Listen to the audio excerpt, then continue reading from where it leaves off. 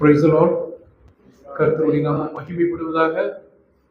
ஒரு சந்தோஷமா இருக்கீங்க. உங்களுக்கு இன்னைக்கு கொஞ்சம் சிரிப்பு பார்க்க முடியுது முகத்துல. எல்லாருடைய முகத்துல என்ன தெரியல. இன்னைக்கு சாதாரணமாக கொஞ்சம் சீரியஸா இருப்போம். ஆனால் இன்னைக்கு கொஞ்சம் எல்லாத்தினுடைய முகத்துலையும் கொஞ்சம் வெளிச்சம் இருக்கு, சிரிப்பு இருக்கு, சந்தோஷம்.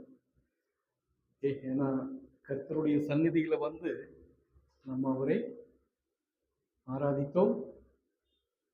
அப்ப நம்ம எப்படி இருக்கணும்னா சந்தோஷம், ரிஜாய்ஸ், ஆல்வேஸ் ரிஜாய்ஸ், சந்தோஷம், சந்தோஷியுங்கள் இல்ல. அப்போ அப்படிதான் சொல்லப்படுகிறது. அதனால எப்பவுமே நம்ம சந்தோஷமா தான் இருக்கணும். நம்மளுக்கு என்னதான் வந்தாலும் ரொம்ப கர்த்தருக்குள்ளாக நம்ம திடகாத்திரமா சிரித்த முகத்தோடு மகிழ்ச்சியோடு இருக்கணும் இல்ல. அப்படிதானே? Yes yes yes. அங்கிருந்து ஜார்ஜ் எங்கள் சவுண்ட் மட்டும்தான் வருது. குட். ஏன்னா அவரு நம்ம தெரிஞ்ச மாதிரி அவர் ஒரு பாடுகளுக்குள்ளாக போயிட்டு வந்திருக்கிறதுனால அவர் தைரியமா சொல்லுவாரு எஸ் எஸ். அதே மாதிரி ஜோன் பிரதரும் போயிட்டு வந்திருக்காரு, நானும் நிறைய பேர் இங்க இருந்து நிறைய பேர் நம்ம அப்படி போயிட்டு வந்திருக்கோம். இப்ப நம்மளுக்கு தெரியும் இல்ல. இன்றைக்கு நான் தெய்வ சபையில் கொடுக்க நினைத்ததே வந்துட்டு ஜார்ஜ் எங்களை நினைச்சுதான். ஓகே, என்னை பத்தி உண்டு ஜார்ஜ் எங்களன். சமீபமா அவர் தான் அந்த பாடுகள் வழியாக வந்ததுனால நானும் அந்த பாடுகள் வழியாக வந்திருக்க. ஜான் பிரதர், நிறைய பேர், நம்மள நிறைய பேர் அனுதினம் பாடுகள் வழியாக போகின்றோம் இல்ல. அப்ப நாம நினைப்போம், கர்த்தாவே ஏன் எனக்கு, ஏன் எங்களுக்கு இல்ல, அந்த கேள்வி வரும் நம்மளுக்கு இல்ல. எப்பொழுதும் பிரயாசத்தில் கூடி போகும்போதும் രോഗങ്ങളിൽ கடந்து പോകുമ്പോഴും നമ്മളിൽ ഉള്ളിൽ ഒരു ചോദ്യം വരും, കർത്താവേ ഇത് എന്തിനാണ് എനിക്ക് അല്ലേ, ഇത് എന്തുകൊണ്ടാണ് ഞങ്ങൾക്ക് സംഭവിച്ചത്, ஏன் எனக்கு இப்படி நடந்தது, எதற்காக எங்களுக்கு இப்படி நடந்தது, சபையில இப்படி ஒரு பிரச்சனை வந்திருக்கு. நம்ம மாறப்படுவோம் இல்ல, கர்த்தரை நோக்கி கேட்போம், கேள்வி கேட்போம், கர்த்தரிடத்திலேயே கேள்வி கேட்போம் நம்ம ஏன் இல்ல.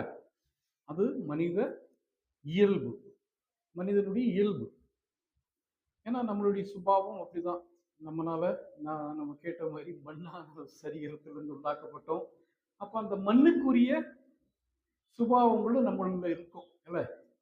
எப்படி தண்ணி ஊத்தாட்டி அது அப்படியே என்ன ஆகும், மண் என்ன ஆகும், எப்படி ஆகும், வெயில் பட்டு எப்படி போகும், அப்படியே வறண்டு போகும் இல்ல. அப்படிப்பட்டது நம்ம எல்லாம் மண்ணில இருந்து இருக்கப்பட்டதுனால நம்மளுக்கு அந்த சுபாவம் உண்டு. ரொம்ப நாள் தண்ணி ஊத்தாம இருந்ததுன்னு என்ன ஆகும், அப்படியே பாறை மாதிரி கல்லாகி போகும் இல்ல. நம்மளுடைய இயல்பான வாழ்க்கை மனிதன். ஏன்னா நம்மளுடைய சரீரம் மண்ணினால் உண்டாக்கப்பட்டது. ஆனால் அதே சமயம் என்ன என்ன இருக்கு நம்மளுக்கு, ஆத்மா இல்ல. தேவன் தன்னுடைய சுவாசத்தை நம்மளுக்கு கொடுத்து நம்ம என்ன ஆக்கினார், ஜீவாத்மா ஆக்கினார் இல்ல. அப்ப சரீரம் மண்ணு தான், நோய்கள் வரும், நொடிகள் வரும். ஆனா நம்மளுடைய ஆத்மா இறைவனுடையது, கர்த்தருடையது. அந்த கர்த்தர் கொடுத்த அந்த ஆத்மா நம்மளுக்குள்ள இருக்கிறதுனால நம்ம என்ன பண்ணுவோம், புதுக்கம்.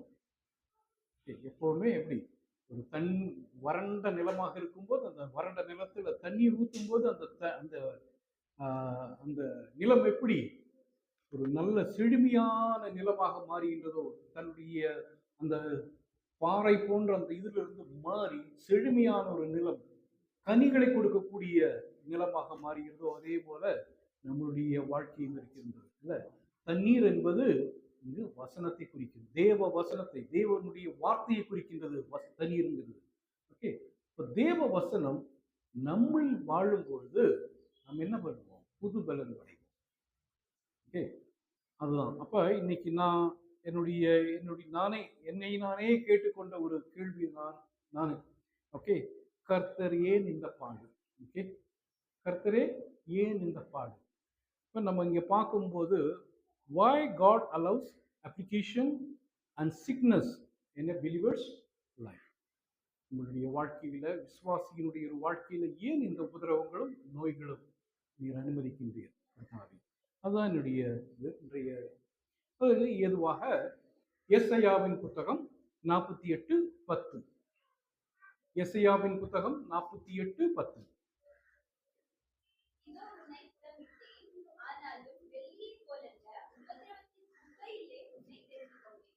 இங்க கர்த்தர் என்ன சொல்லுகின்றார்? இதோ உன்னை புடமிட்டேன். ஓகே, ஆனாலும் வெள்ளியை போல அல்ல, உபதிரவத்தின் குகையிலே உன்னை தெரிந்து கொண்டேன். என்னைக்கு எப்ப உபதிரவம் நம்மளுடைய வாழ்க்கையில் வருகின்றதோ அந்த உபதிரவத்தின் மத்தியில தான், அந்த உலகின் மத்தியில் தான் நம்ம என்ன பண்றாரு? தெரிந்து கொள்கின்றார். நான் எப்படி, ஜான் பிரதர் எப்படி, இல்லை ஜார்ஜ் பிரதர் எப்படி, செல்வராஜ் பிரதர் எப்படி, ஒவ்வொருவரையும் அவர் தெரிந்து கொள்வது அப்படிதான் இல்ல. அவர் தெரிந்து கொள்வார். நான் எங்க இருக்க, கர்த்தரின் பக்கம் விசுவாசமா இருக்கின்றனா, கர்த்தர் மேல் உள்ள விசுவாசத்தை, அந்த நம்பிக்கையை நான் முருக பலமாக பிடித்து கர்த்தரோடு நான் செல்கின்றேனா, அதுதான் கர்த்தருடைய. அங்கதான் என்னை புடமிடுகின்றார். என்னை புடமிட்டு வெள்ளியை போல அல்ல, ஆனால் எங்க சொல்றாரு? குகையிலே, உபதிரவத்தின் குகையிலே உன்னை தெரிந்து கொண்டேன். இங்கிலீஷ்ல படிக்கும்போது behold I have refined thee but not with the silver, I have chosen thee in the furnace of application. அந்த ஃபர்னஸ்ல, அந்த உலைக்குள்ளாக இல்ல, அந்த எரிகின்ற உலைக்குள்ளாக நம்மை கடத்தி விடுகின்றார் இல்ல. அப்ப கர்த்தருக்கு ஒரு உத்தேசம் உண்டு. அந்த உத்தேசத்தின் பிரகாரம் தான் வந்துட்டு நம்மளை கடத்தி விடுகின்றார். அந்த கடத்தி விடும்போது எப்படி நம்மளுடைய பாத்திரங்கள், ஓட்டை பாத்திரங்கள், நம்ம எல்லாம் இன்னைக்கு யாருமே செய்யறது இல்லை. அந்த இந்த காலத்துல இன்னைக்கு ஓட்டை பாத்திரம் எடுத்து வீசிடுவோம் இல்ல. ஆனா பழைய காலங்கள்ல ஓட்டை பாத்திரம் இருந்தா, ஒடுக்கு பாத்திரம் இருந்தா, இதை செய்கின்ற ஆண்கள் வருவாங்க. அவங்க கிட்ட கொடுத்து இந்த பாத்திரத்தை வந்துட்டு நம்ம என்ன பண்ணுவோம்? ஈயம் பூசுவோம். ஈயம் பூசி அந்த ஓட்டையை அடைப்போம் இல்ல. அந்த ஒழுகிச்சுன்னா, அந்த பாத்திரம் ஒழுகிச்சுன்னா, அந்த பாத்திரத்தை நம்ம என்ன பண்ணுவோம்? அந்த ஓட்டையை அடைச்சி ஈயத்தினால் பூசி புது பாத்திரமாக ஒரு உருமாற்றம் இல்ல, உருமாற்றத்தை உருவாக்குவோம். அப்படிப்பட்டதான் நம்முடைய வாழ்க்கை. கர்த்தருக்குள்ளாக இருக்கும்போது நம்மை அவர் உருமாற்றுகின்றார். ஓகே, நம்மளுடைய வாழ்க்கையில் நோய் வரும், பாடுகள் இருக்கும், பிரச்சனைகள் உண்டாகும். ஆனால் நம்ம என்ன பண்ணக்கூடாது? நம்மளுடைய நம்பிக்கையை நாம் விடக்கூடாது. கர்த்தர் மேல் உள்ள விசுவாசத்தை நாம் அப்படியே ஸ்ட்ராங்கா பிடிச்சு, கர்த்தாவே நீர்தான் என்னுடைய அடைக்கலம், நீர்தான் என்னுடைய அடைக்கலம். அவருடைய முகத்தை பார்க்கும்போது நம்மளுடைய நோயும் நொடியும் எல்லாம் பறந்துடும், எல்லாமே பறந்துடும், எல்லாமே பறந்து புதிய அந்த சேட்டைகளோடு எப்படி கழுகு உயர்ந்து பறக்குமோ அதே போல விசுவாசுவானவன் பறக்கான். அதுதான் கிறிஸ்துவ வாழ்க்கை. நம்ம பார்க்கும்போது, அடுத்ததாக நம்ம பார்க்கும்போது 1 பேதுரு 4:12-13.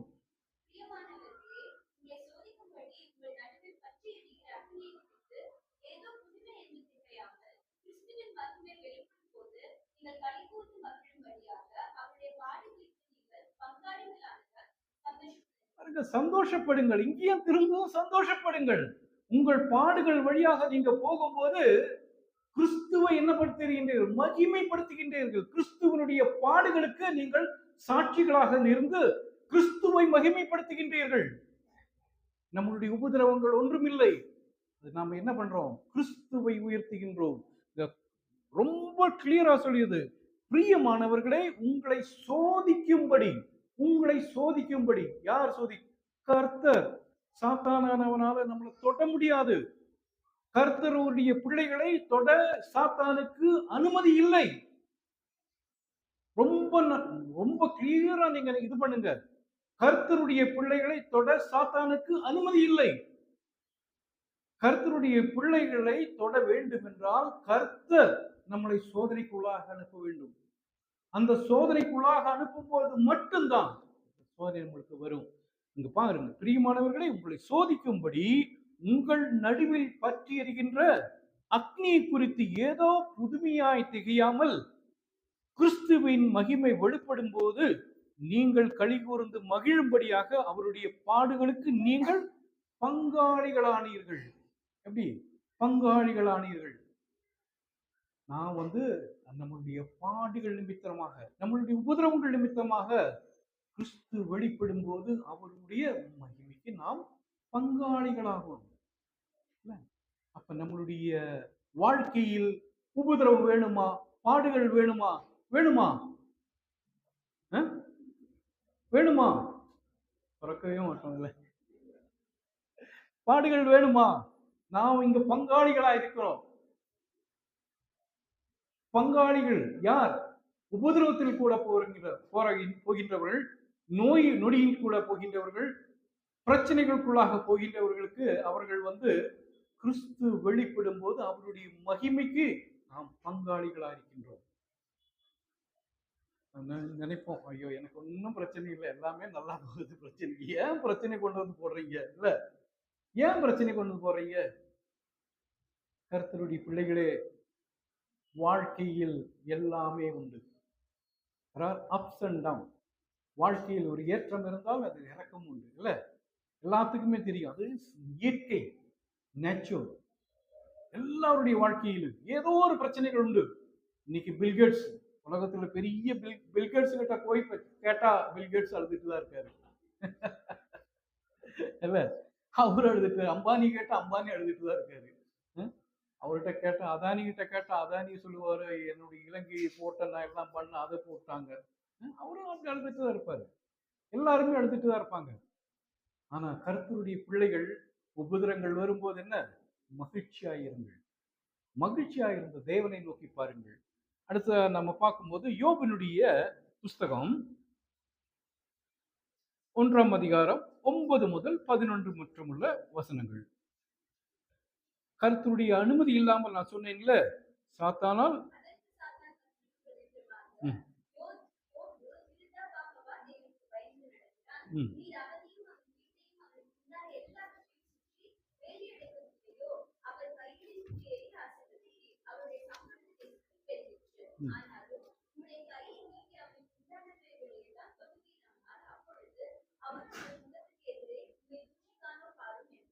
என்றான். பாருங்க, இங்கு சாத்தான் தேவனுடைய சமூகத்தில் நின்று யோபினுடைய வாழ்க்கையை குறித்து நம்ம அதுக்கு முன்னாடி பார்க்கும்போது கர்த்தர் சொல்கின்றார், கேட்கின்றார், சாத்தான் நீ எங்கிருந்து வர? உலகம் எல்லாம் ஊடாடிட்டு வர்றாங்க. கேட்கிறார், என்னுடைய தாசனாகிய யோபை நீ பார்த்தாயோ? அவன் என்ன சொல்ற? அவர் சொல்றாரு, அவன் என்ன? அதற்கு சாத்தான் கர்த்தருக்கு பிரதியுத்தரமாக, யோபு விருதாவாகவா தேவனுக்கு பயந்து நடக்கின்றான்? உமக்கு ஏன் விருதாவா நடக்கின்றான்? ஏன்னா நீர் அவனையும் அவன் வீட்டையும் அவனுக்கு உண்டான எல்லாவற்றையும் சுற்றி வேலை அடைக்கவில்லையோ? அவன் கைகளின் கிரியையை ஆசிர்வதித்தீர், அவனுடைய சம்பத்து தேசத்திலே பெருகிற்று. அவ்வளவு, அந்த தேசத்துல அவ்வளவு செல்வ சீமானாக வாழ்ந்த யோபனுடைய வாழ்க்கை குறித்து சாத்தான் சொல்லுவது, நீர் அவனுடைய வீட்டையும் அவனுக்கு உண்டான எல்லாவற்றையும் வேலை அடைத்து பாதுகாத்துக் கொண்டிருக்கின்றீர். அதனால அவன் என்ன பண்றான்? உண்மை தூஷித்து ஒரு வார்த்தை சொல்ல மாட்டான். ஆனா உம்முடைய கை அவனுக்கு நேராக வந்ததுன்னா உண்மை தூஷிப்பான். என்ன கர்த்தர் என்ன சொல்றாரு? 12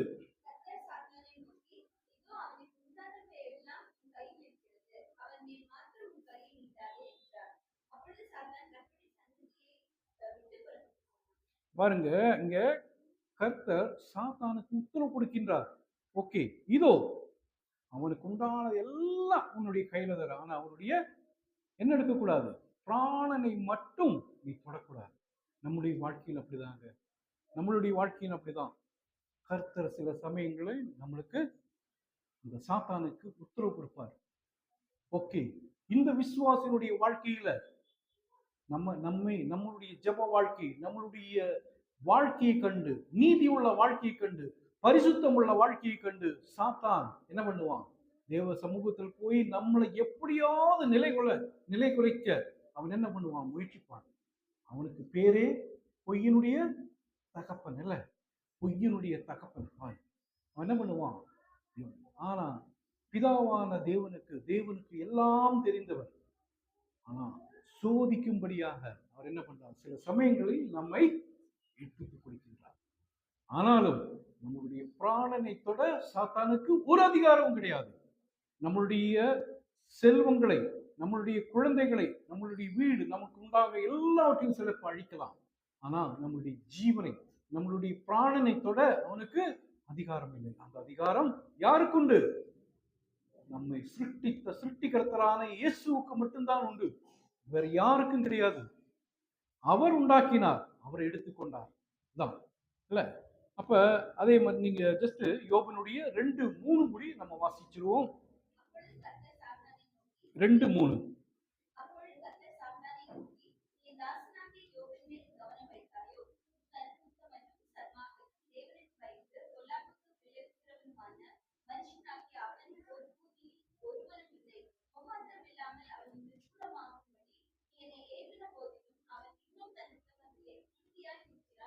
பாருங்க, அவன் உத்தமத்திலே உறுதியாய் நிற்கின்றான். கர்த்தர் என்ன சொல்றாரு? அவன் அவ்வளவு சன்மார்கனாக இருந்து உத்தமனாக இருந்தும் அவன் என்ன, நான் உனக்கு ஏற்பித்தேன். ஆனால் இனியும் அவன் என்ன பண்றான்?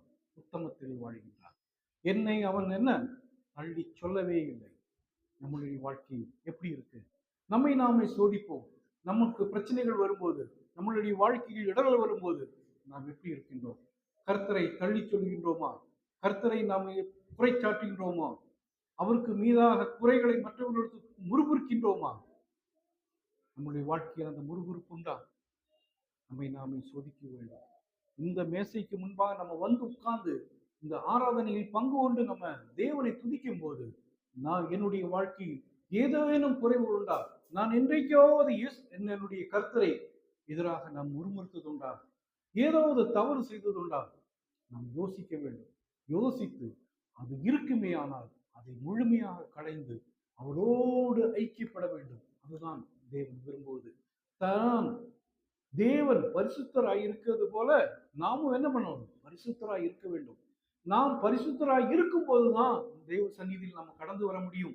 அல்லாட்டி நம்மளால கடந்து வர முடியாது. நம்ம வேணா உட்கார்ந்துக்கலாம், வந்து உட்கார்ந்துக்கலாம். நம்ம நம்ம புதிய ஏற்பாடுலயே நிறைய இடங்களை பார்த்திருக்கோம் இல்ல. தேவாலயத்தில் என்ன இருந்தது? அங்க வியாதிஸ்தன், பிசாசு பிடித்தவன் இல்ல, தேவாலயத்துக்குள்ள இருக்கும். பிசாசே என்ன பண்ணுது? இயேசு கிறிஸ்து வரும்போது தேவனுடைய குமாரனே என்று சொல்லுது இல்ல. அப்ப நம்மளுக்குள்ளேயும் இருக்கலாம். அது இருந்தா அது என்ன பண்ணணும்? களைந்தெறிய வேண்டும். களைந்தெறிந்து தேவனோடு ஒப்புரவாக வேண்டும். நாம் ஒப்புரவாக வேண்டும். தேவனுடைய கரங்களை பற்றி, எப்படி என்னுடைய தந்தை, என்னுடைய தாயினுடைய கரங்களை நாம் பற்றி எப்படி தைரியமாக நான் முன்னுக்கு போகின்றேனோ, 1000 வண்டிகள் வந்தாலும் என்னுடைய தாயும் தகப்பனும் என்னுடைய கைகளை பிடித்திருக்கும் போது நான் பார்ப்பதில்லை. அப்படி இப்படி வண்டி பார்த்தா நான் போவேன் இல்லை. அவங்க என்ன கொண்டு போறாங்க, அவ்வளவுதான். அந்த விசுவாசத்தோடு, அந்த நம்பிக்கையோடு அவருடைய கரங்களை பற்றி நாம் முன்னுக்கு போக வேண்டும். அதுதான் கிறிஸ்துவ வாழ்க்கை. ஓகே. அதே மாதிரி அடுத்ததாக நாம் பார்க்கும்போது கலாத்தியருடைய 6:7.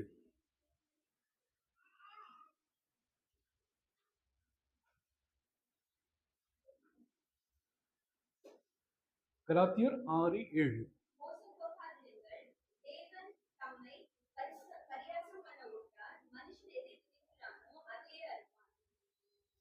8 குடி வாசி.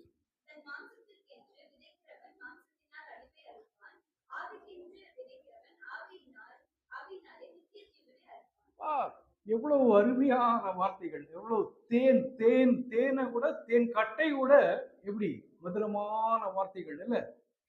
எவ்வளவு இன்பமான வார்த்தைகள் இல்ல. என்ன, மோசம் போகாதீர்கள். இன்னைக்கு காலம் அப்படி இருக்கு. மோசம் போகக்கூடிய காலம் இந்த காலம். என்ன, அன்புங்கிறது தனிந்து போன காலம். ஸ்நேகம் என்றால் யாருக்கும் தெரியாது, மறைவிச்சு போய காலம். ஸ்நேகம் மறைவிச்ச காலம், அன்பு இல்லாத காலம்.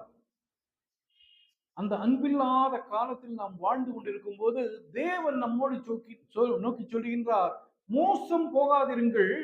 தேவன் தம்மை பரியாசம் பண்ண விடார். மனுஷன் எதை விதைக்கின்றானோ அதையே என்ன பண்றான்? அறுப்பான். மாம்சத்திற்கென்று விதைக்கின்றவன் மாம்சத்தினாலே அழிவை அறுப்பான். 11 மணிக்கு தூங்குனவங்க 12 மணிக்கு, 1 மணிக்கு, 2 மணிக்கு இருக்கு. காலையில 9 மணிக்கு 10 மணிக்கு எந்திரிக்கிறவங்க இருக்காங்க இல்ல? அப்ப எப்படி மனுஷன் நான் எதை விதைக்கிறேனோ அதையே நான் அறுப்பேன். நான் புடலங்கா வச்சேன்னா நான் புடலங்கா தான் வரும் இல்ல? வெண்டைக்காய் போட்டேன்னா வெண்டைக்காய் தான் வரும். கத்திரிக்காய் போட்டேன்னா கத்திரிக்காய் தான் வரும். நான் எதை விதைக்கின்றனோ அதையே நான் கொய்வேன், அறுப்பேன். நான் ஆவிக்குரிய ரீதியில நான் விதைச்சேன்னா நான் என்ன பண்ணுவேன்? ஆவிக்குரிய நித்திய ஜீவனை அறுப்பேன். வசனம் ரொம்ப கிளியருங்க. ஆண்டவர் ஆவியினால் கொடுக்கப்பட்டது இந்த வசனங்கள்.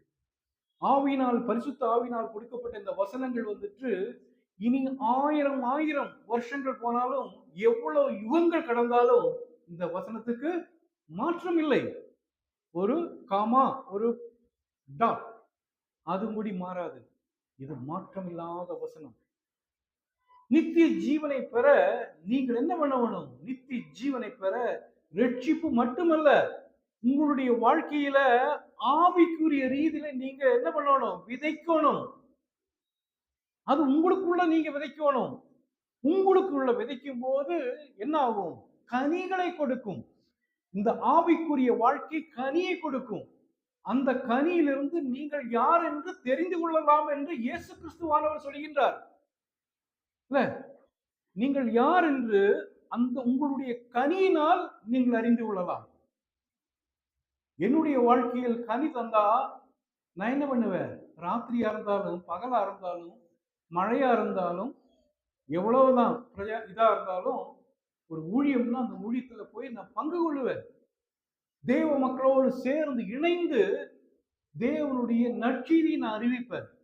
ஏன்னா நமக்கு கொடுக்கப்பட்ட அந்த பாரங்கிறது தேவனுடைய நற்செய்தியை நாம் என்ன பண்ணணும்? உலகம் எங்கும் போய் அனைத்து மக்களோடும், ஜாதி, இனம், நாடு, நில, எல்லா மக்களிடத்தையும், சகல இனங்கள் எடுத்தும், சகல ஜாதிகள் எடுத்தும், சகல பாஷைகள் எடுத்தும் போய் நம்ம என்ன சொல்லணும்? நற்செய்தியை, சுவிசேஷத்தை அறிவிக்க வேண்டும். அந்த பாரம் எனக்குள்ளாக வரும். எனக்கு தூங்க முடியாது. தாவீது சொல்ற மாதிரி தூங்க முடியாது. நம்ம என்ன பண்ணுவோம்? நம்மளுடைய நினைவுகள் எல்லாம் எங்க இருக்கும்?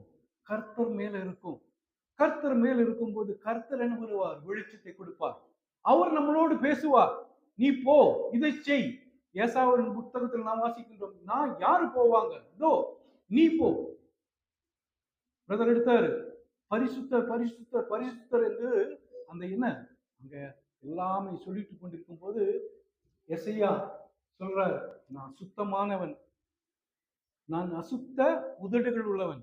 என்ன பண்றாரு? அங்கிருந்து இந்த தூதர் தன்னுடைய அந்த இடுக்கியில் என்ன தீக்கணல் அந்த இதுல கொண்டு பிளக் பண்ணி பிடித்து கொண்டு தன்னுடைய எசையாவுடைய நாட்களை தொடும்போது என்ன பண்றார்?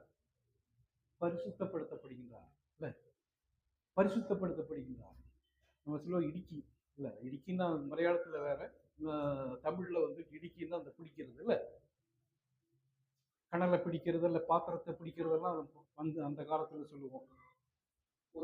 குரடு, குரடுனாலும் குரட்டான்.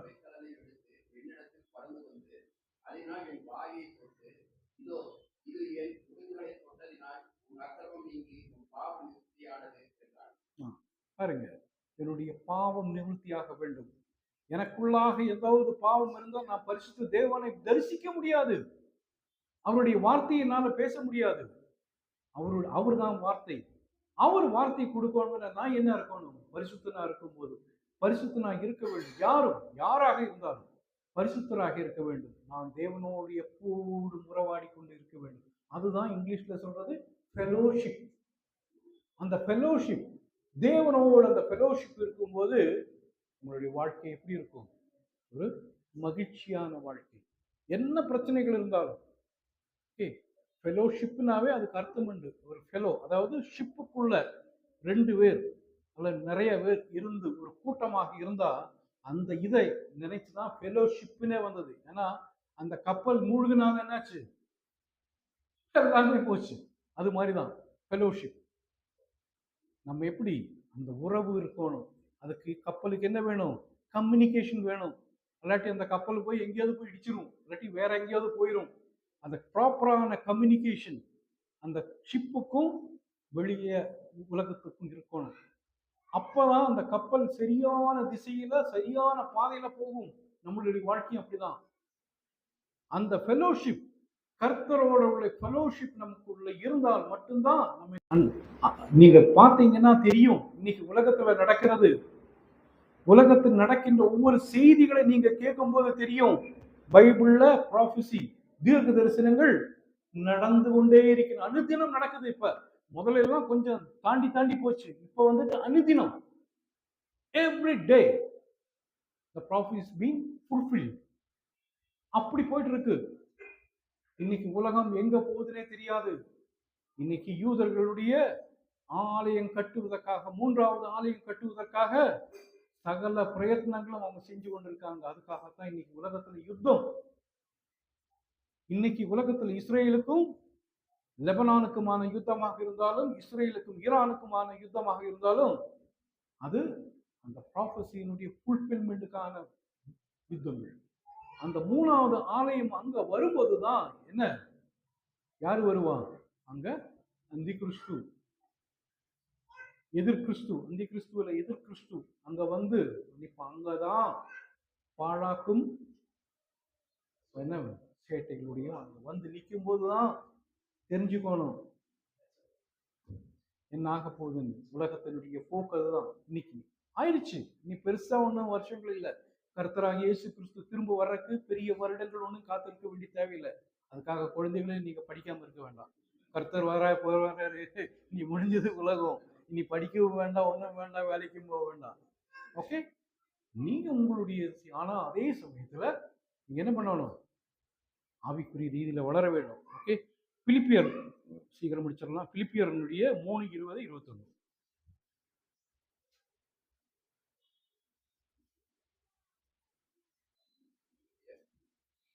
நம்முடைய குடியிருப்போ பரலோகத்தில் இருக்கின்றது. அங்கே இருந்து கர்த்தராயிருக்கின்ற இயேசு கிறிஸ்து என்னும் இரட்சகர் வர எதிர்பார்த்து கொண்டிருக்கின்றோம். அவர் எல்லாவற்றையும் தமக்கு கீழ்ப்படுத்தி கொள்ளத்தக்க தம்முடைய வல்லமையான செயலின்படியே நம்முடைய அற்பமான சரீரத்தை தம்முடைய மகிமையான சரீரத்துக்கு ஒப்பாக மறுரூபமாக்குவார். அவர் வரப்போறார். இப்போ வரப்போகும்போது நம்ம என்ன பண்ணுவார்? மறுரூபமாக்குவார். நம்ம இந்த பலவீனமான அற்பமான சரீரத்தை அவர் என்ன பண்ணுவார்? தம்முடைய மகிமையான சரீரத்துக்கு ஒப்பாக மறுரூபமாக்குவார். கிறிஸ்து, அதற்காக நம்ம காத்துட்டு இருக்கோங்க. நம்ம காத்துட்டு இருக்கோம். கிறிஸ்துவனுடைய வரவுக்காக இந்த மேசை மாற்றப்படும். இந்த மேசை மாற்றப்படும். இந்த மேசை மாற்றப்பட்டு நம்மளுடைய சரீரம் சொன்னாரு, சொன்னாரு, எல்லாத்துக்கும் சரீரம் ஒண்ணல்ல. நம்மளுடைய சரீரம் வேறு, மிருகங்களுடைய சரீரம் வேறு, பறவைகளுடைய சரீரம் வேறு இல்ல. நம்முடைய சரீரம் கர்த்தருடைய வரவில் ஒரு நொடி பொழுதில் பார்க்கும்போது, ஜார்ஜ் பிரதர் இங்க இருந்தாரு, இங்க காணோம், இங்க போயிட்டாரு. ஜான் பிரதர் இங்க இருந்தாரு, காணமே, ஆளை காணமே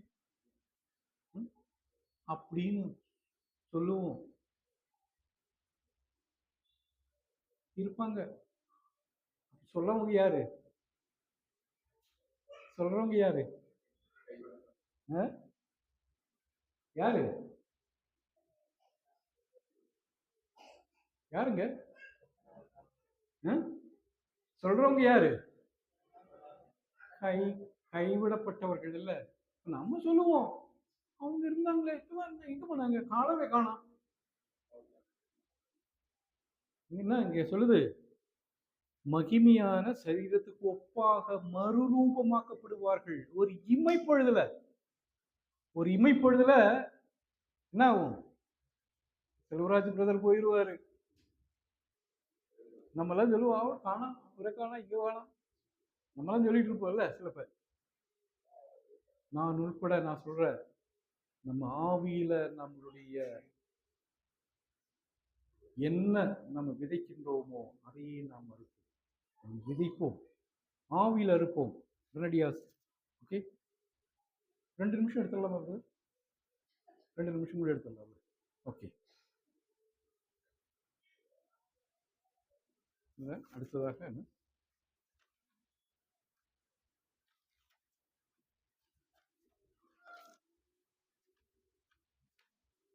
நீதிமொழிகள் 23:2. சீக்கிரம் முடிச்சிடலாம்.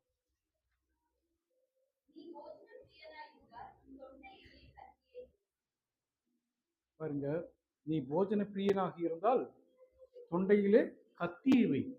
அநேக குழந்தைகள் இன்னைக்கு என்ன பண்றோம், அநேக பெரியவர்களும் குழந்தைகள் எல்லாம் இன்னைக்கு என்ன, டிவி முன்னாடி சீரியல் போட்டு உட்காந்துட்டு அழுதுட்டு இருக்கோம்.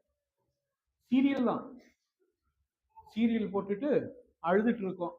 இல்ல, பைபிள் எடுத்து படிக்கிறது கிடையாது. வாழ்க்கையை நடத்தி கொண்டிருக்கோம். எல்லாம் ஒட்டுக்கா உட்கார்ந்து ஜெபம் பண்ணி சாப்பிடுற வழக்கமே கிடையாது. அதனால என்னாச்சு, இன்னைக்கு நிறைய குழந்தைகளுக்கு என்ன ஓபிசிட்டி பார்த்தீங்கன்னா பயங்கரமா குண்டா தடிச்சு, அதை ட்ரீட்மெண்ட் பண்றதுக்காக டாக்டர்கிட்ட போறோம். இல்ல, ஐயோ என்னுடைய குழந்தை பயங்கரமா தடிச்சு போயிட்டான், அதனால நான் என்ன டாக்டர்கிட்ட போய் ட்ரீட்மெண்ட் பண்ணணும். அதை செஞ்சுட்டு இருக்கோம். குழந்தைகளோட உட்காந்து நம்ம ஜெபம் பண்ணி சாப்பிட்றதே கிடையாது. அம்மா ஒரு சைடில் உட்காந்து ஒரு இது பார்த்துட்டு இருப்பாரு, அப்பாவுடைய ரூமில் பெட்ரூமில் உட்காந்துட்டு மொபைலில் தட்டிட்டு இருப்பாரு. மகன் வேற ரூமில், வேற ரூமில், எல்லாருமே அங்கங்கே உட்காந்துட்டு ஜெபமும் இல்லை ஒன்றும் இல்லை இருக்கிறது. சாப்பிட்டு அம்மா ஒன்று, உடனே அம்மா கொண்டு வந்து டீ வைப்பாங்க, தோசை வைப்பாங்க, சாப்பிட்டுட்டு சப்பாத்தியை சாப்பிட்டுட்டு இல்லாட்டியாவது சாப்பிட்டுட்டு சாதாரணமாக உட்காந்து டேபிள் உட்காந்து சாப்பிட்டா 2 சப்பாத்தி 3 சப்பாத்தி சாப்பிட்ற குழந்தைங்க தான் பார்த்துட்டு 5 சப்பாத்தி சாப்பிடுது. அப்புறம் எப்படி உடல் பருமன் இல்லை? இதை பார்த்துட்டு அனுபவம் தானே நம்மளுக்கு எல்லாம் இருக்குல்ல. சாப்பிட்டுட்டே இருப்போம், அது பார்த்துட்டு எவ்வளவு சப்பாத்தி சாப்பிட்டோன்னு நமக்கு தெரியாது, எவ்வளவு இட்லி சாப்பிட்டாலும் தெரியாது, சாப்பிட்டுட்டே இருப்போம். அதனால நம்மளுடைய உடல் பருமன் ஏறி இன்னைக்கு என்ன பயங்கரமா ட்ரீட்மெண்ட்டுக்கு போக வேண்டிய சூழ்நிலை. நம்முடைய வாழ்க்கை எப்படி இருக்கு? ஆவிக்குரிய ரீதியில் நம்ம சாப்பிட்றோமா? இல்லை, ஒண்ணுமே இல்லை. அது சொல்லும் போது நம்ம என்ன பண்ணுவோம், ஐயோ நான் ரட்சிக்கப்பட்டேன், நான் பிரதரன் சபை, அந்த சபை இந்த சபை இல்லை, அது ஒன்றும் கர்த்தர் நம்ம பார்க்கறது இல்லை. ஒவ்வொரு இண்டிவிஜுவல் அங்க போகும்போது கர்த்தருடைய சிம்ஹாசனத்துக்கு முன்பாக போகும்போது எப்படி தனித்தனியா ஒட்டுக்கா இல்லை, ஃபேமிலியோட நானும் என்னுடைய மனைவி என்னுடைய மக்கள் 3 பேர் சேர்ந்து இல்லை, தனியா. வில்லியம் கூப்பிடும்போது நான் தனியா போகணும், அவர் கேட்கின்றதுக்கு நான் தனியா தான் பதில் சொல்லணும். இல்லை இல்லை இல்லை, என்னுடைய மனைவி அவன் ரொம்ப நல்ல எனக்காக ஜெபம் பண்ணான், ஒன்றும் கிடையாது. அவனுடையது அவன் சுமக்க வேண்டும். கிறிஸ்து சொல்லியிருக்கார், அவன் தன்னுடைய சிலுவை எடுத்து எனக்கு பின்தொடருங்கள். அந்த சிலுவை எடுத்தீங்கன்னா நம்ம இந்த சிந்தனைகளே வராது. இந்த சிலுவை இல்லாம வாழும்போது தான் என்ன, சிலுவை இல்லாத வாழ்க்கை வாழும்போது தான் நம்மளுக்குள்ளேயே ஒரு கர்வம் வந்துடும். நம்மளுக்குள்ளேயே ஒரு கர்வம் வந்து பயங்கரம் அப்படிங்கிற பெரிய ஒரு இதெல்லாம் மாற்றி இன்றையிலிருந்து ஒரு தீர்மானம் எடுப்போம். என்னுடைய வாழ்க்கையில ஏதோ ஒரு குறைகள் இருந்தால் அந்த குறைகளை கர்த்தாவே மாற்றி உம்முடைய நாமம் என்னால் உயர்த்தப்பட நான் உமக்கு சாட்சியாக நிற்பேன். எப்படி சீஷர்கள் அப்போஸ்தலர்கள் எப்படி உமக்காக வைராகியத்தோடு இரத்த சாட்சிகளாக மரித்தார்களோ அதே மாதிரி கர்த்தரே என்னையும் அனுப்பும். உமக்காக உம்முடைய உத்தரவுக்காக காத்திருங்க. ஏன்னா அறுப்புக்கு எஜமான் அவர்தான். அறுப்புக்கு எஜமானோடு நீங்கள் வேண்டுங்கள், உங்களை தெய்வம் ஆசீர்வதிப்பாராக. ஆமென்.